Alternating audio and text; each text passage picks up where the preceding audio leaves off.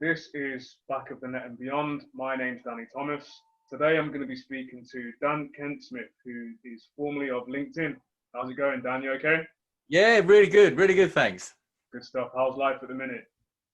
It's good. It is good. It's a busy time. It's one of those things because I used to work at LinkedIn, and I'll talk about this in a minute. But the LinkedIn is such a powerful platform for people in their careers, and there's a lot of doubt and uncertainty out there across all sorts of roles, discipline, industries with what's going on in the world, right? So it kind of means that oh, that sounds horrible. I'm doing okay, you know. The way I'm helping people is actually, it's really kind of, there's a benefit to it. So, and we can come on to what that is in a minute. Brilliant. Appreciate you coming on. Obviously, I know you're really busy, so I really do appreciate that, and I'm looking forward to obviously getting your insight into how valuable LinkedIn is as a tool. Just let everyone know kind of what you're doing now, because I know you said you used to work for LinkedIn. I want you to obviously talk about that as well, but just let everyone know what you're actually doing on a day-to-day at the minute. Yes, so I founded something called Next Play. Now, Next Play is a LinkedIn alumni, essentially. So there's a bunch of colleagues, there's 8 of us that used to work at LinkedIn, have now gone solo, and we help, we consult, we train people on LinkedIn. So LinkedIn being the largest professional social media network there is on the internet. It's huge. There's around 700 million globally, 27 million in the UK. It's about 80% of the entire UK workforce in the UK. And they're on it every day. It's about, I think 40% are on LinkedIn every single day. So this is where people go for professional networking, growing their careers and those sort of things. So why do I help people with their personal brand? I help them get noticed. I help them find new jobs. I help them extend their career, or actually I help companies as well, help companies grow as well. So it's that personal brand, it's that professional brand, all within that LinkedIn ecosystem. So, I mean, that sounds great. And obviously there's a lot of information there. I'm assuming there's a lot of different strands as well. In this current time, obviously we're still in the pandemic essentially, hopefully coming towards the back end of it, but who knows? I mean, so you hear in the news that there may be a second kind of lockdown. How's it been for you? Obviously, I'm assuming you've been really busy, but have you noticed like an increase in terms of activity on LinkedIn, people reaching out to you for help and things? Yeah. That has absolutely grown. So over the last couple of months, there's more and more people reaching out to me, asking for help, even just tips, advice. So that side of things is because LinkedIn's a bit of a conundrum for a lot of people. You know, there's other social media platforms out there. You've got your Facebooks, your Instas, and all of these things. But there's a real difference in the way you need to approach and think about LinkedIn. It's about actually getting the mindset right. So on one hand, what you've got is personal social networks, Facebook and the likes, and it's a little bit more narcissistic, right? It's about, you talk about yourself, you kind of go, check out my life, check out, just bought a new car and isn't that cool, and my kids are well behaved, and I'm going on holiday, you know, all these kind of things, right? LinkedIn's the opposite. It's kind of like, how do I help you? So what can I do for you? And so that approach is so different, and you go in with that approach, then it actually serves you well. It will help you find a new role, it will help you transition careers, it will help you build a company and keep your employees on side. You know, if you're running a company and you have this mentality, this is called employee advocacy. It's how you really make sure that your employees are like your foot soldiers, really. So, but that growth has really been taken off over the last couple of months, and I see it going up even further, because the prediction is that at the moment the economy's picked up a little bit. But there could be a downturn. It could be up to 11% unemployment. Unheard of, really, in recent times. What's that, 3.5 million? How do you stand out? How do you make sure you can put yourself out there? And that's really where LinkedIn comes in. You know, that's your personal brand. That's where you need to focus. It is definitely a massive tool. And again, I mean, I'm not a real advocate or a big advocate for social media. I've only really come about using it in the last, probably say, kind of 6-7 months, purely because of my podcast, essentially. And I know I resonate with what you say, because people use it for different reasons. Some people take pictures of their meals or their kids or whatever they're doing. And it is, sometimes it's about kind of me, which that's not, I don't use it for that. But in terms of LinkedIn, I mean, I've only been on there, I'll probably say a couple years there or thereabouts. And I see it as more of a professional tool. And again, kind of, you mentioned there where it's kind of, how can I help you? Can I put you in touch with X, Y, and Z? It's like 6 degrees of separation almost, kind of the spider web effect and whatever else. And from my perspective, I see it as a massive tool. And I've spoken to various different people on the podcast and off the podcast, just in general chit chat. And I always kind of mention LinkedIn, even if they haven't got a business. You're a sports person, you've got a platform, so just use it.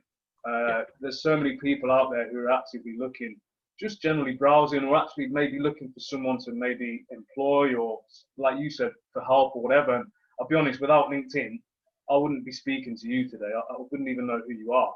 There you go. And that's it. And you reached out to me, so I didn't even know you were kind of looking at my profile and things like that. So that's just one small morsel, one small example of how kind of you can utilize LinkedIn. And I kind of, the reason I know about LinkedIn is just because a family friend, his name's Owen Mendes, and I know he listens, so I'd be happy to hear his name. He put me in touch with, well, he basically mentioned LinkedIn about 4 or 5 years ago. And I just kind of, okay, well, it was kind of, okay, great, I'll have a look at it. But I didn't really utilize what he was saying. I didn't really kind of grasp what he was talking about, because again, I wasn't on Instagram or Facebook or anything at the time. And he said, look, if you go on there and just put a profile up, people will be able to see what you actually do. Ex-professional football, and now you're working in property. So straight away, there's like a story there, and it's not the norm. So yeah, I mean, I owe him the fact that I'm actually on LinkedIn now, and obviously with the podcast, it's kind of taken off a little bit for me from that perspective. But in terms of yourself, because I know you mentioned that you're actually a consultant and you help execs and sports people and companies future-proof their career and business. So tell us a bit more about that and how it can be utilized. Yeah. So it stems from my working at LinkedIn. So I worked there for getting on for 5 years. Actually, interesting. Someone, a former professional footballer, told me last week it was that the average career span now at the top level is 4.5 years. That's it. I spent longer at LinkedIn. How crazy is that? Yeah, that is crazy. Yeah. So, what was the question again? Just how kind of how you utilize your skills to help others. So obviously future-proof in their career and business. Yeah. So, and that was it. So it stems from when I worked there. And I had access to all the data, all the background information, all the behavioural analytics. I could see what people are doing, how they're doing it on an aggregate, right? You don't look at individuals. Yeah. You look at how do professional footballers use the platform, right? You can have a look at it, see what's going on. How do CEOs or CTOs, how do they use it? And would run research on this. What does the best kind of content look like? How can you post it? Where do you post it? When do you post? All of these kind of things. Yeah. I've taken that knowledge all the way through into helping people now, and talking about how you pivot a career, right? How do you make that change? Because part of this is, as a professional sports person, at some point you're going to have to change career. You know, there's very few people who go into being a pundit. Very few people who go onto the speaker circuit. So there's very few of those kind of roles available. There's very few people who go into management or coaching, really, compared to the amount of sports people who are out there. The issue is that people don't appreciate the skills, the transferable skills that they've got. You know, you've got people who go, well, I've been playing at this club since I was 9 years old. I'm now 35. What do I know how to kick a ball? It's like, actually, you know a hell of a lot more than that. You've got leadership skills because you run the dressing room. You were captain, or even if you weren't. You've got drive, focus, determination. All of these things are really sought after by business. It's just about how you utilize that and put yourself in that best position. Part of this is actually, you're probably more connected as a professional sports person, more connected than you realize. So make those connections. Make sure you keep hold of those connections, because that will serve you well in the future. You know, it's not like you just finish your career and that's it, you're gone. You can utilize your past to help build your future, but you've got to know how you're doing it. And so this is where that knowledge of working within the walls of LinkedIn really helps. So I can help pass that through to people and help them build their brand story, build their career, and find the roles that suit them as well. Because you don't want to just step into anything, you know, that's not what this is about. Yeah. You still got to be comfortable. But then there's the other side of it, because some people, they'll say to me, I've never had a business lunch. Like, what do I do? Yeah. And for me, like being 20 years in business, I was kind of like, oh, that's something I hadn't considered. All right, let's go through that. Let's kind of think about this is what we need to kind of consider. So you've got that side of things as well, and that's all part of the training that I kind of come to. Really, it's all about building your professional brand, putting yourself in the best possible light, growing your network, and making sure that you can step into that second career. That's invaluable information. I mean, from an athlete's perspective, when you see these athletes approaching you, whether it be face to face or via social media, what are the general queries or kind of like what things are they unsure about? What are the kind of investigative things that they're asking you? Yeah. So at the moment, the way that I'm dealing with people in this space, they're on LinkedIn already. They're just not utilizing it enough. So what this means is they come to me and they're saying, I think I need to work on my profile, let's just say. What do I do? And we start going through it, and there's a systematic way you need to look at things. And there's loads of, I mean, we start talking about headshots. It sounds easy, it sounds basic, but actually it's not, right? And no, it's not. If you can't get a professional headshot taken, and you do it yourself or get someone to do it just with an iPhone or whatever, you make sure you've got a white background, there's no shadows behind, so 1 meter, 2 meters behind you, or you get another phone, hold it behind your back so it's backlit. So all these little tips. But then you take 5 or 6 photos that you're comfortable with, and then you give them to somebody else that you trust and say, you choose. And I say that because choosing your own picture, you're the worst person to choose your own picture. Because everyone's got a hang up about themselves, right? You kind of go, oh, I don't know, but that left ear sticks out a bit more than the right. I don't know. No one else notices. It's just you, right? And so when someone chooses that picture for you, they represent you better than you would do that yourself. So there's little things like that. And then you've got to think about how you convey your role, right? What is it? What's your authority in this area? How senior are you? Where have you come from? What's the benefit of working with you? How do you convey that in a short, pithy line, 200 odd characters? That's difficult for a lot of people. And so when I work with people on this, it may look basic to start with, but when you start adding it up and it positions someone in the correct light and it leads them to the role that they want, then it's invaluable. Okay. It makes a lot of sense. And I'm assuming you've done a lot of work on CVs, because that's another thing that I keep coming across. I mean, I'm in like a WhatsApp group with former and current like professional footballers. And there's a lot of questions thrown out there, kind of, especially in this current climate where players may be a bit uncertain about their futures. They did have a contract in place, but then the lockdown happened and financial situations changed, and maybe the clubs reneged on their contract offer, which has happened to me in the past many times. So, I mean, when it comes to CVs, one thing that I always say, I always relate to my own experience. So no company really wants to know how many games you played, who you played for. They want to know what skills you're going to bring to the office or to the warehouse or whatever it may be that you're choosing to go into. So that was one of the first things that I kind of thought about when I was drafting up my CV. And I was drafting up things about my experiences, like you said, in terms of on and off the field whilst I was playing, but also personal things that kind of naturally within my psyche. And then I tailored that towards the job specification that I was actually looking to obviously go for. Absolutely. So I'm assuming that's the information that you give kind of athletes when they're approaching you about their CVs as well.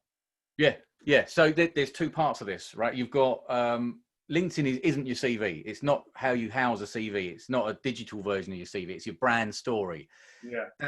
When I say this is going to sound a little bit cliche, but you're the hero of that brand story, and you need to convey it in a certain way.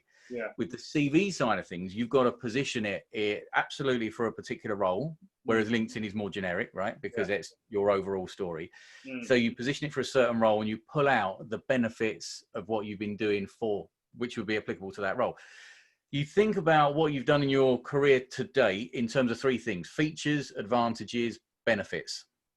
The thing that a future employer will really kind of look at is that benefit side of things. The feature would be you've played for one club for 10 years. There's a feature. The advantage, actually, you've showed loyalty to that club and you've grown through that club.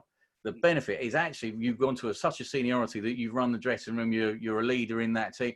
So that's how you kind of think about that flow. So it's not just you were at a club for 10 years. There's a lot more to it. What's the advantage of that? What's the benefit to the employer? Yeah. And we go through this when I talk to people about their CVs. Mm. Give me the raw CV. Let's have a look at it. And now let's pull it apart and Yeah. position you perfectly for the role that you want. That's the tough bit. You've got to get that positioning right, because you've got to also think about this, that there's loads of other CVs out there. Yeah. If you don't get it right, you're off. You're in the scrap pile. You're in the bin. Exactly. So, you know, how do you stand out? How do you convey your story? What makes you unique and desirable as a person? What makes you get to the point where that person wants to meet you in person and see more about you? That's the tough bit. That's the really tough bit. And so that's what people need to work on. And that's how I'll help them as well. Yeah. I mean, that's massive information. And again, sometimes it sounds basic, and I've heard this so many times from different people that I speak to, like yourself, and people within sport sometimes as well. But there are so many players out there. I keep saying players just because naturally I used to play football, but this is like a generic podcast, and I'm targeting it towards athletes and also organisations and industry leaders. But mainly it's to get the message to athletes to say, look, don't see retirement as a negative. And obviously there are options out there, many, many options. And sometimes we spoke briefly off air, and you mentioned, obviously, sometimes when you speak to players or athletes, and it kind of, when they're having a conversation about retirement, or when they've spoken and brought it up within the dressing room or something, it's kind of shot down sometimes. And before you know it, that athlete is no longer thinking about what to do after his or her chosen sport. And then before you know it, 3 or 4 years later down the line, or maybe 10 or whatever, depending on what stage they are within their career, they're kind of cast aside just because they're no longer wanted. Essentially, as an athlete, you're an asset anyway, especially in a team environment. And then once you're no longer wanted, I know it sounds a bit crass, but essentially you're no good to the manager or the chairman or the director or whatever it may be, the owner. And then you cast aside to fend for yourself. If you haven't prepared, then sometimes you can be in a situation where you feel a bit kind of unwanted. You've lost your identity, which I've heard bandied about a few times. You've got nowhere to turn. Certain friends that were around when you were kind of hot off the press are no longer there. Your phone's not ringing anymore. So then what happens? So if you haven't got the know-how or the gumption or the willingness to go out there and look for these options, speak to people like yourself, maybe connect with someone who you've never connected with before, and ask the question, how do I do this? Can you help me with this? Because sometimes from the outside looking in, everyone thinks that all athletes are high profile and they're all millionaires, which we all know is not the case. I'm not. I was never a high profile athlete. But I was never scared to reach out to someone, whether it be within the dressing room or go and speak to the manager or the owner or some random person, like say yourself, or call yourself random purely because you wouldn't necessarily be in my general network.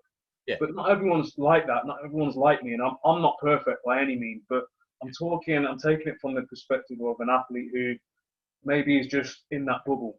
They play tennis, and that's all they know, and that's all they think they know. They play football, and that's all they've been told. So what happens then? What advice would you give to an athlete who's maybe, whether it be approaching the latter stages of the career or at the start? Because I think at the start is just as important, if not more so. Absolutely. So what advice would you give? I talk about this all the time, right? It's one of those, I don't know who came up with this saying, but you don't start digging a well when you're thirsty, right? It's too late. But so when we're talking about this, part of this is about purpose. What is your purpose? How do you figure out your purpose, your next step? How do you transition it? And so, and there is that stigma that's attached to this. And there are certainly more so in certain sports than others, but there's coaches and managers who, they don't want you to talk about retirement. They don't want you to even think about that, because then your focus isn't on the here and now and how you're playing and how you're being the best person you can be at that particular sport. If that focus changes, they think, well, hang on a minute, I've got someone else who's more determined and focused. They're in. You've lost your spot. That's it. You know, it happens too quick. But I think we need to get away even from the word retirement. It's not a retirement. It's a career pivot. Retirement is when you're in your 70s. Exactly, I mean, it could be in your 60s, right? But it's more likely in your 70s these days. So it's not a retirement. It's a career pivot. How do you career pivot at that stage of your career? And I was talking to someone a few weeks back, and I was saying about career pivots, and I said, does this come sometimes with a with a midlife crisis. And they're like, whoa, you never use the word midlife crisis. What it is, you've got 10, 15, 20 years of experience. Yeah. What better time is there to refocus and use those skills and experience to build your future? Yeah. That's a good way to think about it. So that's what it's about. It's reducing the stigma around retirement, being open enough to talk about it. And we all know that there's a big focus on being able to talk about it. Mental health is such a key thing. And if coaches and managers are putting pressure on players and sports people to not talk about this, then I think they're doing themselves a disservice. And actually, I'll tell you this, my first day at LinkedIn, my very first day, my new manager said to me, what's your ideal job look like? And I thought, well, hang on a second. Well, this is day one, right? Yeah. And she said, well, you're probably not going to be at this company in this role forever. Like no one is. So take your time, think about it. Think where you want to go next. Do you want to go up in the career ladder at this company? Do you want my job? Do you want to move departments? Do you want to get to another company? Whatever it is, tell me, I will help you get there. Wow. Yeah, right. Off the back of that, I stayed nearly 5 years. Right. So, having a good manager that looks after you and thinks about you, your best interest, that stands you in great stead. This will keep people loyal far better than, I believe, than just throwing money at people. That, people follow a good manager. That's what it's about. Yeah. So if that manager then also turns to the youngsters and says, right, you're not going to be a sports person forever. Let's start thinking, what is it that ticks boxes? What makes you happy? Where do we go? Where do you go in the future? Think 10 years on from now. What does your life look like? How do you get there? And let me help you with it. That would change the industry. That would change all sorts. And I think that's the path that everyone needs to go down. Yeah, I 100% agree with that. And the stats are there to show that if you've got an off the field, let's talk in football terms again, an off the field interest, which isn't kind of hindering your performance on the pitch from a physical or mental point of view, it's going to enhance your performance on the pitch because you've got that focus. So on your day off, you're going to be going into whatever, the office, or focusing on building your brand off the field. So the stats are there. I used to hear it so many times, like you mentioned a couple of times earlier on, where a coach or manager may detract a player from thinking about doing something away from football or whatever it may be, rugby or hockey or whatever. And I always used to look at that and think, like, why would you do that? If I was a manager and I had a team and I had one or two players who were kind of doing things off the field, whether it be a clothing brand or studying or whatever it may be, working in an office part-time, and it wasn't a hindrance to their performances, I would use it as an example within the dressing room and say, look, these guys are thinking about the future. It doesn't mean they're not thinking about the now. It just means that on the day off, on a Wednesday, which is normally the case in football, they're focusing on something else. If they have an indifferent performance, when they go home, they've got something else to focus on to take them away from that. And it doesn't mean to say they don't care. It doesn't mean to say on the drive home, on the way back from the game, they're not going to be disappointed in their performance if they've had a bad game or whatever. But it gives them something else to focus on. And to be honest, I don't think it's there. I mean, you normally see the high-profile players because obviously they've got a platform, they've got a profile, and they're the ones with the clothing brands and the adverts and this and that. But I'm more so concentrating on the players who are more so like me, who had a career in the lower leagues, essentially. Yes, I did start in the Premier League and then I filtered down, which often is the case.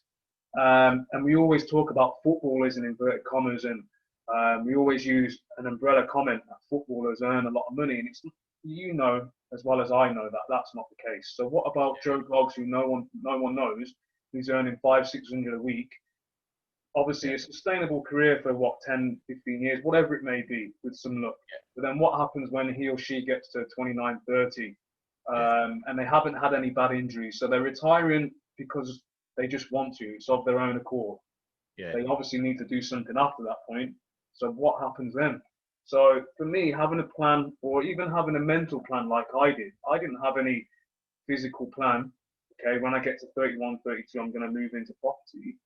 I didn't have that plan. I always knew mentally, though, from the age of 23, 24, that if I don't make enough money, I'm going to have to work, and I'm going to be willing to do that.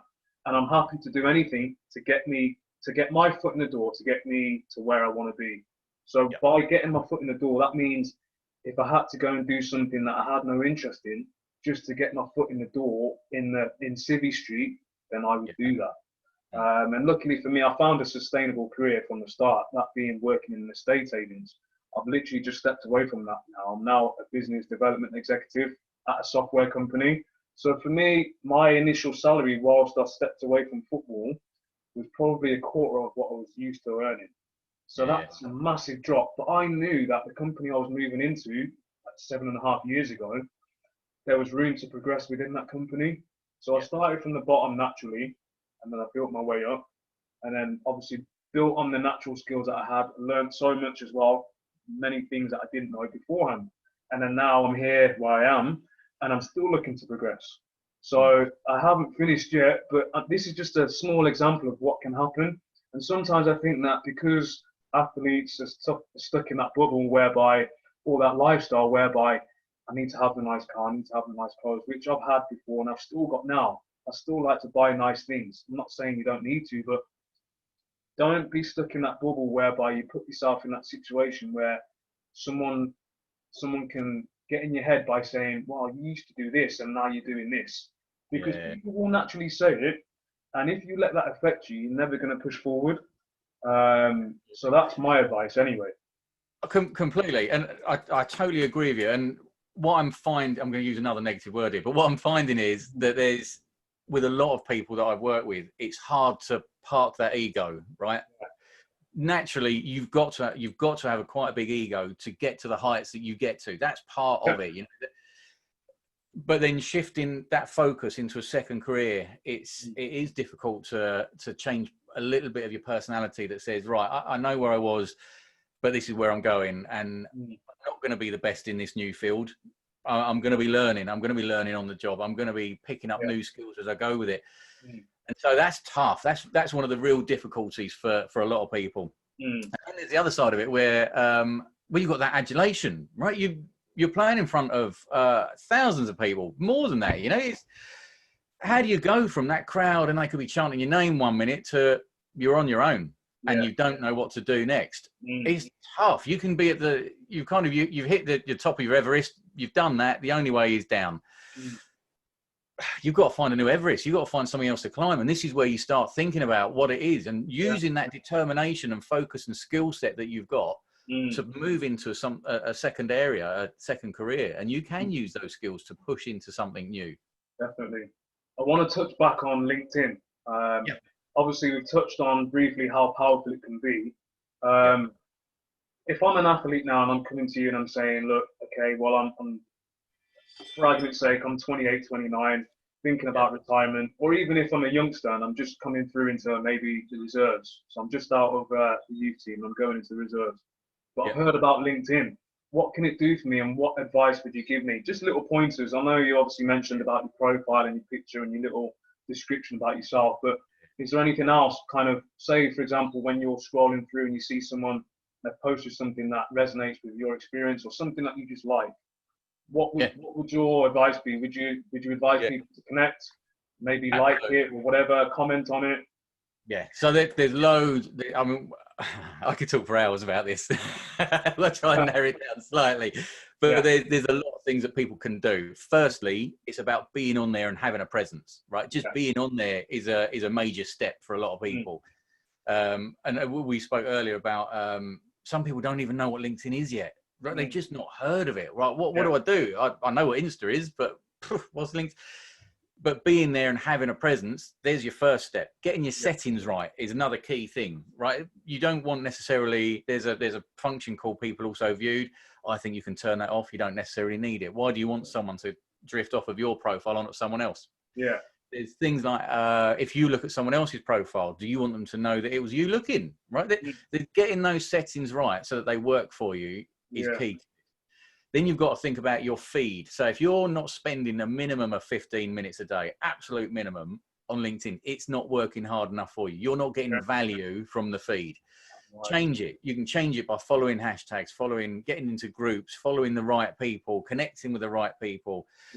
certain kind of content that you want to see, make sure you're following those right hashtags so that content comes up, and then unfollow people that are actually providing crap content that's coming up in your feed. You know, I mean, if you see too much from me, you can unfollow me, you won't see it.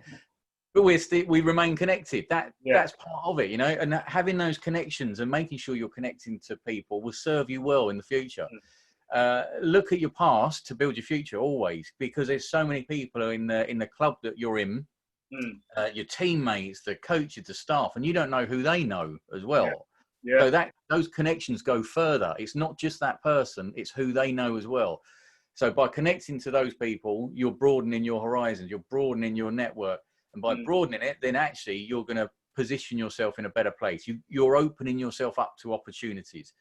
So those are the top kind of things, really. You've got to get your profile dead right. And this is where, I mean, one of the things that I do with people, get that profile spot on. Then you can start connecting. And I help people build their networks. Then it's about content. How do you go about posting content, right? What's good look like? You've got to think about this in a couple of different ways. One is, are you concerned with vanity metrics, which is, why haven't I got 10,000 people liking this? What's going on? But actually, if you only had 3 people like it and they all turn into a client or a job position, job done. You don't need the vanity metric. You don't need all of that, right? So you've got to really think, what's your measure of success? What does that look like? And so this is an area that I work with people on as well. What does success look like? How do we get there? So that content is about curating, because you don't have to write new stuff all the time. You don't have to create content. You can curate, and you think about it. You position it with your connection in mind. So what can I post that's of value to you? That's the key to it. Massive. And I'm glad you touched on the vanity thing, because sometimes people get caught up in it, especially on kind of Instagram and Facebook, whereby they go by or they resonate with someone more if they've got many followers. And for me, I'm not really one for clout and things like that. I mean, again, you can't please everyone. So I'm just on social media, yes, to network, but it's mainly to get my message across via my podcast. And that's the only reason. Otherwise, I wouldn't be on there. And many of my friends have been on there since day dot, going back 10 years. And they always used to ask, you need to get yourself on, or tell me you need to get yourself on Facebook and whatever else. And I'm like, I'm not interested. I know for a fact, and this isn't me kind of, say, bitching, if you want to call it, for want of a better word, but I know for a fact I've approached people and asked them about my podcast, and I know my podcast carries a great message with it. But I get the feeling sometimes people will naturally look at my profile and look at how many followers I've got. And I haven't got many followers. And then they'll probably think, well, he hasn't got many followers, so what's it going to do for me? And I always think, well, forget about my followers. Just listen to the message and understand the message. And that's it. That's all you need to do. And for me, sometimes I think, especially sports people, they're looking to get a massive profile, a big following, which is great. Everyone wants kind of indirectly a bigger following. Brilliant. But what is your message? So I'd rather have 200 or 300 people who look at my feed and look at my podcast every time I post one out, rather than 10,000 who probably maybe only 50 of them look at my posts. Because the other 9,550 means nothing, or whatever it may be in terms of numbers. Absolutely. And so actually to kind of build on that slightly, there's within LinkedIn, people kind of, they look at it sometimes and think, I don't really like talking about myself here. It feels a bit egotistical, it's maybe a bit selfish. It's absolutely not. If you believe in what you're doing, and this is what I'm coming to with yourself and these podcasts, if you believe in the value of what you've got here, you've earned the right to talk about it. If someone else gets value from it, then you've won. You've absolutely smashed it. That's what it's about, right? How do you give first? How do you provide that value and help someone else on their journey? And then, I mean, you could take this podcast today, and you could carve little bits off of it as snippets of information and do what's called demand generation, right? So you take headlines out of this and you can post those, and that comes back to the podcast. It depends how big you want it to go with it. But there's all those kind of techniques where you take a piece of content and you can repurpose it, and you can take snippets out of it that's beneficial to the people you're connected to. after all, that's what it's about. You know, this is how we network. This is how we grow our networks, and we help and support each other. Yeah, 100%. And like I said from the start, I never wanted it to be just about football. Obviously, I've got a football background, so most of my network is through footballers.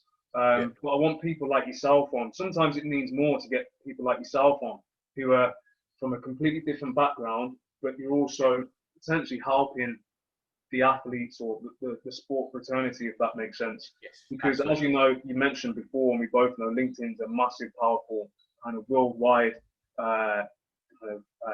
unit, if that makes sense, or social media platform, essentially, from a professional perspective. So there's many people out there using it, but not everyone gets to speak to someone like yourself who's actually been there within LinkedIn, within the actual company, and worked there. And obviously, it's invaluable information that you're putting out. And I know that people will see this, especially athletes mainly, will see this and think, I actually need to get on there. They may have heard it in kind of passing comment. I've spoken to people, as I mentioned, and sometimes it's hard to kind of convince people that they actually need to be on there. And like you said, as long as you've got a decent profile, you obviously post quite regularly and let people know that you're actually maybe looking for a club, because sometimes it's embarrassing. I've been there. I was never really embarrassed when I was out of contract. I always used to just get on the phone and call a manager and say, look, name's Danny Thomas, I play left wing or whatever. Would you be interested in like signing me or me coming in and training for a few days? What's the worst that they can say? They can either say yes or no. But if you don't ask, the answer's always going to be no. So, Wayne Gretzky, right? He said he missed 100% of the shots he didn't take. Yeah. Right? If you don't pick up the phone and make that call, you're not going to get that next position. It's just not going to happen. Exactly. So I spoke to Kevin Ellison recently, who's like a former teammate of mine. I haven't spoken to him for probably over 10 years at least. I was with him kind of at the start of my career when I was at Leicester, and he joined kind of afterwards. And I think he's 40, 41 now, so he's still playing. And at the time, this is going back, 3 or 4 weeks, he was out of contract, and he was kind of in a situation where he'd been hard done by the current manager, and he's a bit of a kind of legend at the previous club that he was at. And he was kind of thinking, well, it's the lockdown. I'm 41 years old. Who's going to kind of want to sign me? He believed in his ability, but he was just thinking kind of from an external point of view, who's going to look at kind of my CV indirectly and think, yeah, that's a catch. And I said, well, Kev, you're on LinkedIn. You're obviously posting stuff regularly on there saying that you're actively looking for work.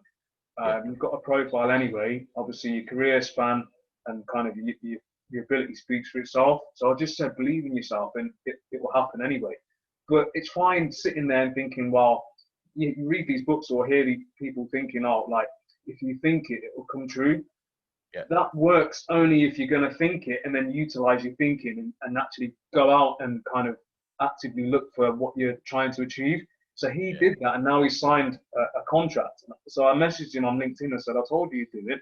And obviously, so it's one of them where you can't just sit here and kind of, people say, oh, good things come to those who wait, but they're not understanding the message. That's basically saying it's not all going to happen straight away. So if you're actively looking, speaking to people, networking, eventually it's going to happen.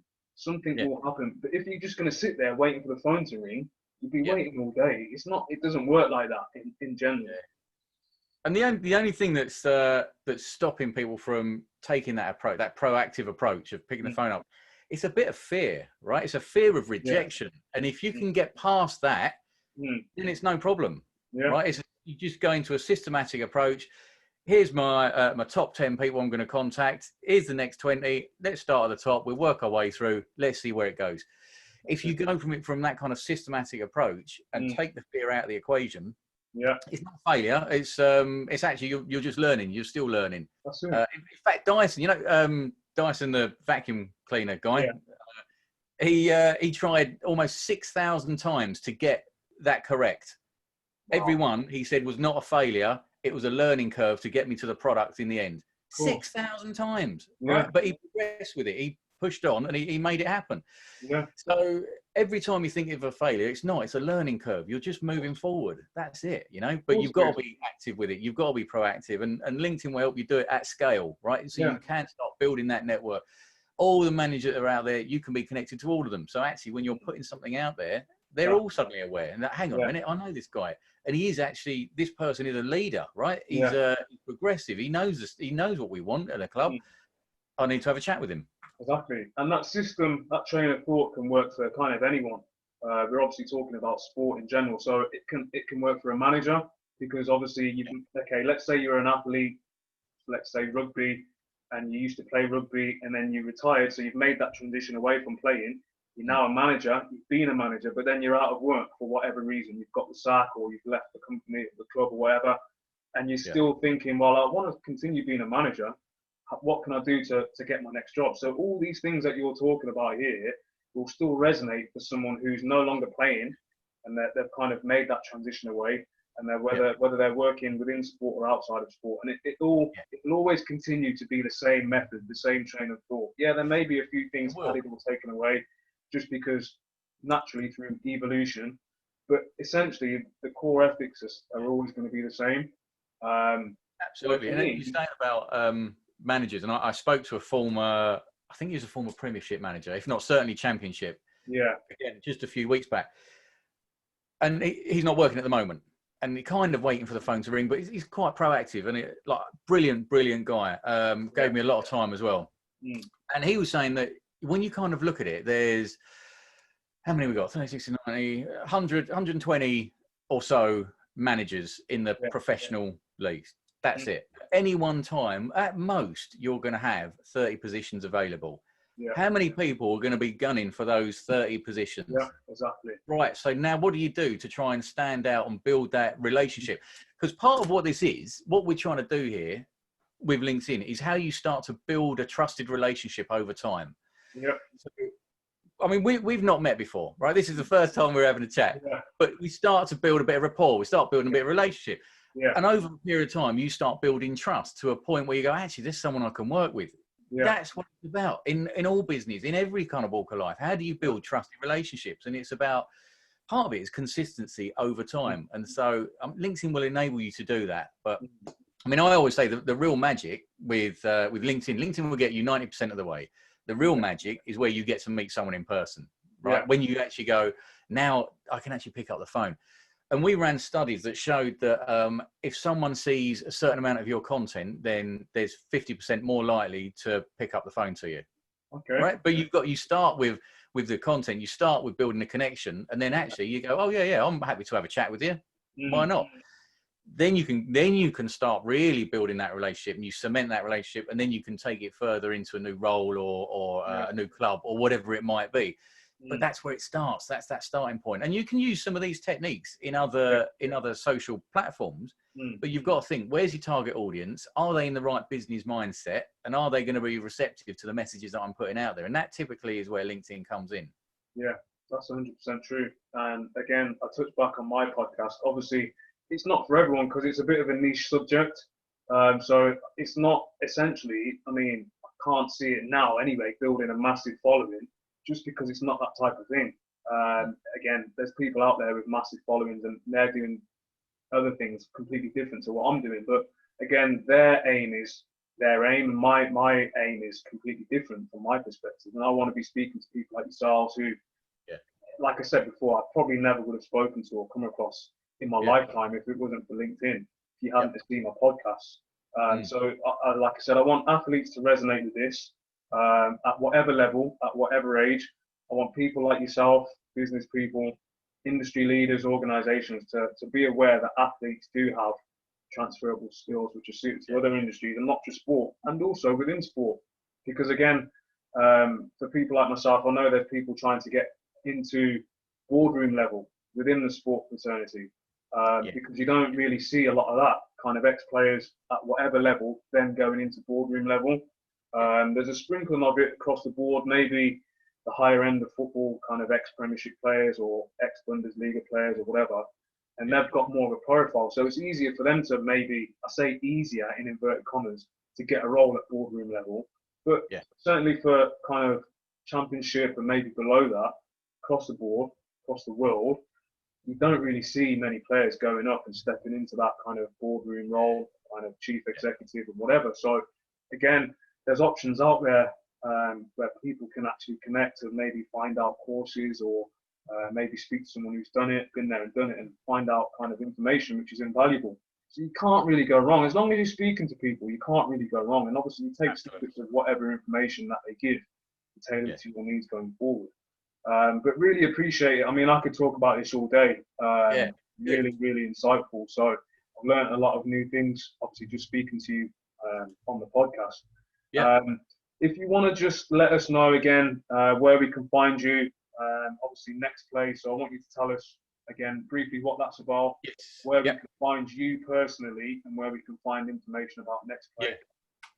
So number one place you'll probably find me is on LinkedIn. I'm on there all day, every day, multiple tabs open, all sorts going on. But so that's www.linkedin.com/in/Dan Kent Smith, all one word. Or you can email me directly, dan@nextplay.agency. And then there's my website, www.nextplay.agency. So there's a number of ways you can reach out to me. Next Play it's a LinkedIn alumni. That's where it comes from. So there's 8 of us in this alumni. We're all ex-LinkedIn. We've all got slightly different skill sets. So someone has worked far more in the recruitment arm of LinkedIn. Someone else worked more in the sales nav arm. I was from the marketing data analytics side of it. That was my sweet spot. So that's marketing, PR, sales, all of those kind of areas. And together we go out and we help people build a personal brand, build a professional brand. We help companies with employee advocacy and all about content as well. Essentially for individuals, it's about making you desirable so that you can get to the career that you want. It's about enabling people to be productive, successful, and connect to opportunity, because that's what it's about. And there is a method to it. Not everyone's got it. It is a bit of a conundrum, but this is where we come in. This is where we help. And this is where we help people really secure their next career. And if you put it into monetary terms, if you focus on your second career now, then it will serve you well in the future. And it's all tax deductible anyway, you know, that's how it goes. Talk to your accountant about it. They'll be an advocate, I'm absolutely sure, or your lawyer, or whatever it might be. So it's really about how do you focus now on your next career, even if it's in 5 years' time, 10 years' time. Because actually you could get an injury that's it, you're done anyway. So there's not a wrong time. Yes, there is a wrong time to think about it, and it's tomorrow. Think about it today. That's what I'm trying to get to. Just, you know, have that focus. Don't take well. If you've got managers and coaches that are not advocates of this, talk to someone else, right? Talk to people in the dressing room. Take it out of the dressing room. Talk to people you trust. Talk to other people outside of your sport, your discipline, who have utilized this and made the most out of LinkedIn. And that's kind of the key, right? How you talk to people and lean on them and look to the future, because that's what this is about. It's about how you secure that next step. Brilliant. Top man, Dan. Like I said, appreciate you coming on. Really enjoyed the chat. Keep doing what you're doing, because I think it's really important. And I think you're obviously providing a great service to everyone that you're dealing with, whether it be kind of singular athletes or companies or businesses. So really appreciate that, and obviously keep doing what you're doing, and we'll keep in touch going forward. Perfect. Sounds good. Thanks very much. See you soon. Cheers. All right. Bye-bye. Bye.